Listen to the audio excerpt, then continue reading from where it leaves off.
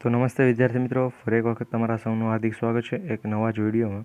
આપણે કોન્સ્ટેબલની લેખિત પરીક્ષા છે, તો લેખિત પરીક્ષા જે પણ હતી એમાં 40% માર્ક્સ એટલે કે 80 માર્ક્સ હોવા જોઈએ. 200 ના 40%, 80 પાર્ટ એના બીના. એ પ્રમાણે જો 80ની નીચે માર્ક્સ હશે તો તમારા બધા માટે ખાસ મહત્ત્વના સમાચાર છે, મોટા સમાચાર કહી શકાય કે ભાઈ તમારે 80 માર્ક્સ છે તો શું તમારો વારો આવશે. એ પ્રમાણે અમે નિર્જા ગોટરૂનો જે પણ ઓફિશિયલી નંબર છે ત્યાંથી વાત કરેલી છે, તો એનું શું કહેવાનું છે. અને 80ની નીચે માર્ક છે તો વારો આવશે કે પછી નવી તલાટીની ભરતી જે આવેલી છે એ, કે નવી જે પણ કોન્સ્ટેબલની ભરતી આવવાની છે આપણે 14,000 લઈ અને 14K લઈને મિત્રો 15K સુધીમાં એ ભરતી આવવાની છે જગ્યા ઉપર.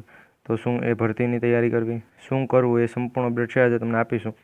કારણ કે કઈ રીતે 80 માર્ક્સ શું આમાં હોવું જોઈએ અને શું તમને 2 થી 3 માર્ક્સ વધે તો તમારું સિલેક્શન થઈ જાય કે નથી. તો કેટેગરી વાઇઝ જો 80 માર્ક હોય તો સિલેક્શન તો થઈ જાય છે, પરંતુ ખરેખર શું હોવું જોઈએ એ બધી અપડેટ તમને આપીશું આ એક જ વિડીયોમાં. તો વિડીયોને લાઇક કરી દેજો, તમારા બધા મિત્રો સુધી આ વિડીયો છે એને શેર કરવાનું ભૂલતા નહીં.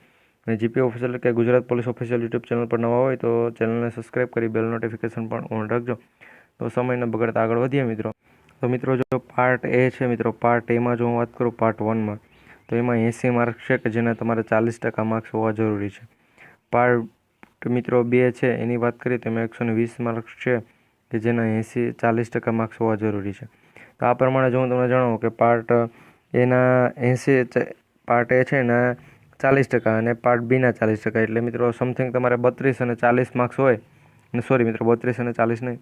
તો મિત્રો પાર્ટ જે પણ એ રહેવાનો છે એમાં તમારે 32 માર્ક્સ હોવા જોઈએ અને પાર્ટ મિત્રો જે તમારો 2 રહેવાનો છે એમાં તમારે 40 માર્ક્સ હોવા જોઈએ. ઓકે, તો હવે સોરી મિત્રો 48 માર્ક્સ હોવા જોઈએ. તો આ પ્રમાણે જો તમારે પાર્ટ એની અંદર 31 માર્ક્સ છે અને 48ની જગ્યાએ તમારે 110 માર્ક્સ છે તો તમારું સિલેક્શન નથી થવાનું.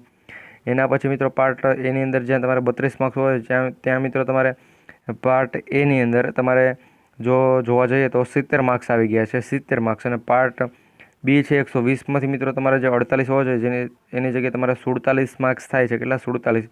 તો એ તમારે 80 માર્ક્સ થાય છે તો પણ તમારું સિલેક્શન નથી થવાનું. તમારે પાર્ટ એ અને બીમાં પાસ પણ હોવા જોઈએ અને 80 માર્ક્સની ઉપર પણ થવા જોઈએ. 80 માર્ક્સ હોય તો પણ સિલેક્શન. એટલે એસસી છે, એસટી છે, આ બધી કેટેગરીમાં જો પાર્ટ એ અને પાર્ટ બીના બંનેના માર્ક્સ ભેગા કરીને 80 માર્ક્સ થઈ જાય છે, એટલે પાસિંગ માર્ક્સ 40% માર્ક્સ હોવા જોઈએ, પછી 80 માર્ક્સ થવા જોઈએ. તો એ પ્રમાણે જો થઈ જાય તો એસસી એસટી કેટેગરીવાળાનું સિલેક્શન થાય છે.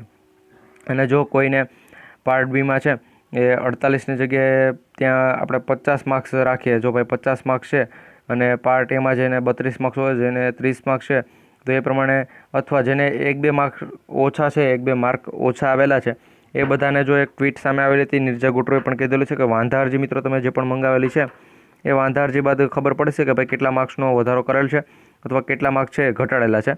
કારણ કે કહે છે કે 9+ પ્રશ્ન રદ થશે, પરંતુ આટલા બધા પ્રશ્નો છે એ રદ નથી થવાના.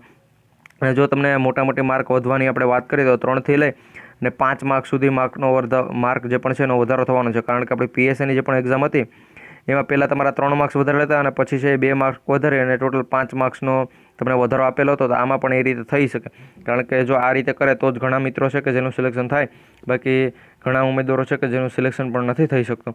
તો મેં તમને કીધું. અને જો હવે તમારે 80 માર્ક તો પણ નથી થતા તો તમારા માટે એક ટ્વીટ છે એ હું તમને જણાવી દઉં કે એમાં શું કહેવું છે ભાઈ. તો અહીંયા મિત્રો લખેલું છે પીએસ અને એલઆરડીની જે પણ પરીક્ષા છે એમાં જે મિત્રોને થોડાક માર્ક રહી જતા હોય એવું લાગતું હોય તો એને હાલ રેવન્યુ તલાટીની તૈયારીમાં લાગી જવું, કારણ કે એનું આગળ કંઈ થવાનું નથી. એ રેવન્યુની તલાટીમાં લાગી જાઓ, જે પણ તલાટીની ભરતી છે એમાં લાગી જાઓ. એનું કારણ છે કે ભાઈ જો આગળ કંઈ ના થાય તો, કેમ કે બીજી પોલીસ ભરતી આવવા હજુ સમય લાગશે, ત્યાં સુધીમાં તમારી જે પણ તૈયારી છે એ વ્યર્થ ન જાય એના માટે છે તમે જો ભાઈ તલાટીની ભરતીમાં લાગી જાઓ તો શું તમારું તલાટીમાં સિલેક્શન થઈ જાય. બાકી પછી આવનારી જે પણ છે મિત્રો, આવનારી જે પણ ભરતી છે એમાં તમારું સિલેક્શન થાય તો. બાકી મિત્રો આ વખતે પેપર છે એ પીએસઆઈનું પેપર છે એના કરતાં થોડુંક એલઆરડીનું પેપર ઉમેદવારોના મત પ્રમાણે હાર્ડ હતું, પરંતુ મિત્રો એવું તો ના થઈ શકે, કારણ કે પીએસઆઈનું લેવલ ઊંચું હોય તો એનું પેપર સોરી મિત્રો, તો એનું પેપર જ છે એ હાર્ડ હોઈ શકે. પરંતુ ખરેખર એલઆરડીનું પેપર છે એ થોડુંક શું કે એલઆરડીનું જે પ્રમાણે લેવલ હોવું જોઈએ એ પ્રમાણે લેવલનું ન હતું. તો એના કારણે છે ઘણા મિત્રોને 80 માર્ક પણ નથી થતા, એનું સિલેક્શન પણ નથી થઈ શકતું.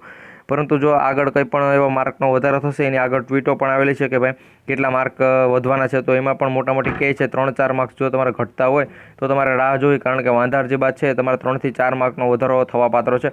જો મિત્રો માહિતી પસંદ આવી, વિડીયો પસંદ આવે તો વિડીયોને લાઇક કરી, ચેનલ પર નવા હોય તો